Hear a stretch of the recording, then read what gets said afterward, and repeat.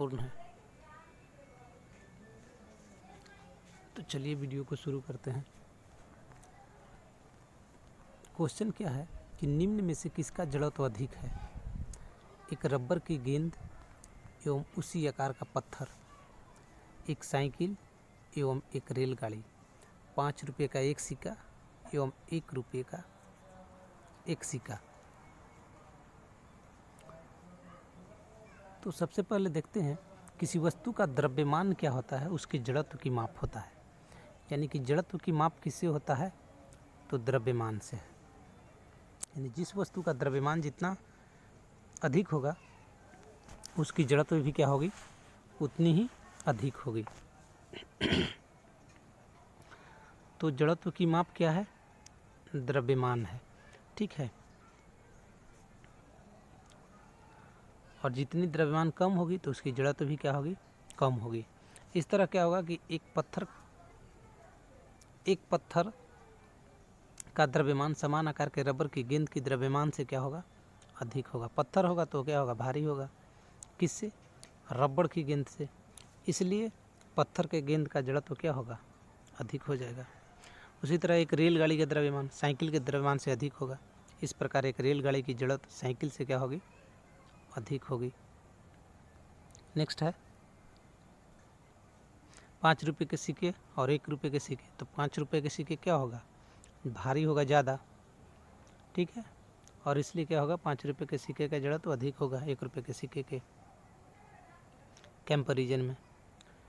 Next है कह रहा है नीचे दिए गए उदाहरण में गेंद का वेग कितनी बार बदलता है, जानने का प्रयास करें।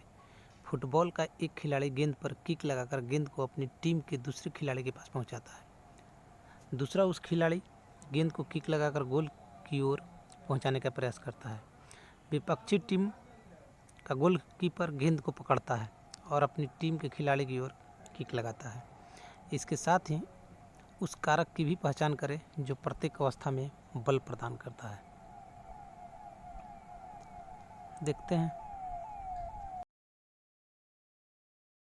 पता है गेंद का वेग 4 बार बदलता है। कब कब बदलता है गेंद का वेग? 4 बार। पहली बार जब एक खिलाड़ी गेंद पर किक लगाकर गेंद को अपनी टीम के दूसरे खिलाड़ी के पास पहुंचाता है। ठीक है। दूसरी बार जब दूसरा खिलाड़ी गेंद को किक लगाकर गोल पोस्ट की ओर पहुंचाने का प्रयास करता है। और तीसरी बार जब गोल कीपर क्या करता है? गेंद को रोकता है। और चौथी बार जब गोल कीपर गेंद को अपनी टीम के खिलाड़ी की ओर किक लगाता है। तो इस तरह से 4 बार क्या होता है? उसकी डायरेक्शन जो है वो चेंज होता है। पहली अवस्था पहली खिलाड़ी, दूसरी अवस्था में दूसरी खिलाड़ी, तीसरी अवस्था में गोलकीपर और चौथी अवस्था में गोलकीपर। एक बार गोलकीपर रुकता है और दूसरा बार किक लगाता है। पहला बार दूसरे खिलाड़ी के पास मारता है, दूसरा खिलाड़ी गोलकीपर के पास है, फिर गोलकीपर अपने खिलाड़ी के पास। तो इस तरह 4 बार हो गया। नेक्स्ट है किसी पेड़ की शाखा को तीव्रता से हिलाने पर कुछ पत्ती झड़ जाती है, क्यों? तो यह भी जड़त्व के कारण ही होता है। पेड़ से पत्ता का गिरना क्या है? जड़त्व के कारण ही होता है। किसी पेड़ की शाखा को तीव्रता से हिलाने पर कुछ पत्तियां झड़ जाती है क्योंकि शाखाएं गति में आ जाती है। उसका ब्रांच जो है पेड़ का वो क्या होता है? मोशन में आ जाता है। जबकि स्थिरता के जड़त्व के कारण पत्तियां विरामावस्था में रहती है और पत्ती क्या है? वो विरामावस्था में ही रहना चाहता है। और इस तरह से शाखा डिस्प्लेस होने से क्या होता है? वो ब्रेक हो जाता है, ब्रेक होकर गिर जाता है।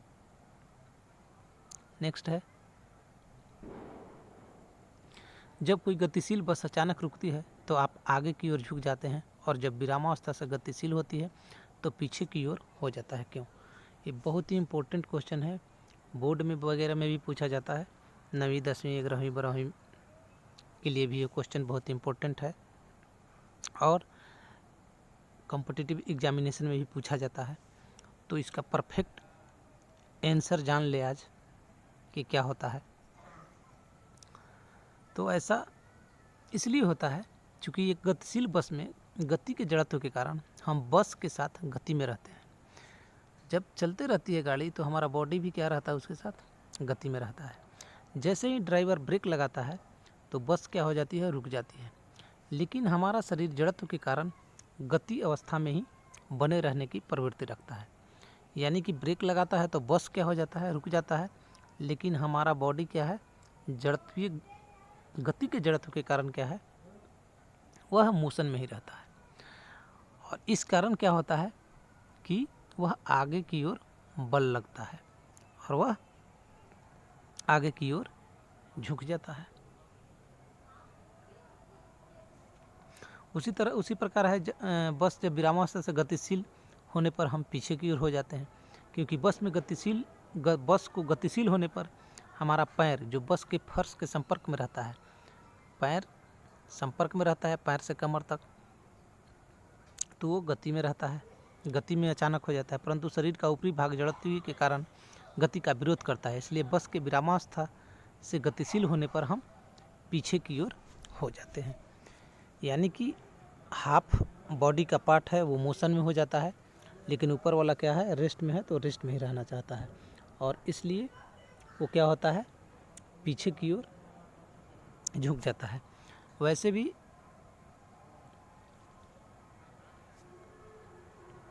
ट्रेन वगैरह में हम लोग चलते हैं तो दूसरी ट्रेन में जो दिखता है आदमी, तो रुके रहने के बाद भी वो लगता है कि चल रहा है, बस ट्रेन क्या है, चल रही है। तो वहाँ पर भी यही होता है।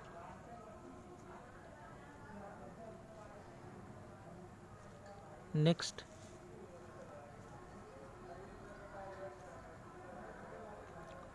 यदि क्रिया सदैव प्रतिक्रिया के बराबर हो तो स्पष्ट कीजिए कि घोड़ा गाड़ी को कैसे खींच पाता है। तो उत्तर है, घोड़ा पृथ्वी की सतह को अपने पैरों से पीछे ढकेलता है और न्यूटन के गति के तीसरे नियम के अनुसार पृथ्वी की सतह घोड़े पर उतना ही प्रतिक्रिया बल विपरीत दिशा में लगाती है, जिसके प्रभाव से गाड़ी क्या हो जाता है, आगे बढ़ जाता है। यानी कि घोड़ा पृथ्वी पे लगाता है जितना फोर्स, उतने ही से वो क्या करता है, उसको धक्का देके घोड़े को आगे कर देता है और इस तरह घोड़ा गाड़ी क्या है, आगे की ओर चल पड़ती है।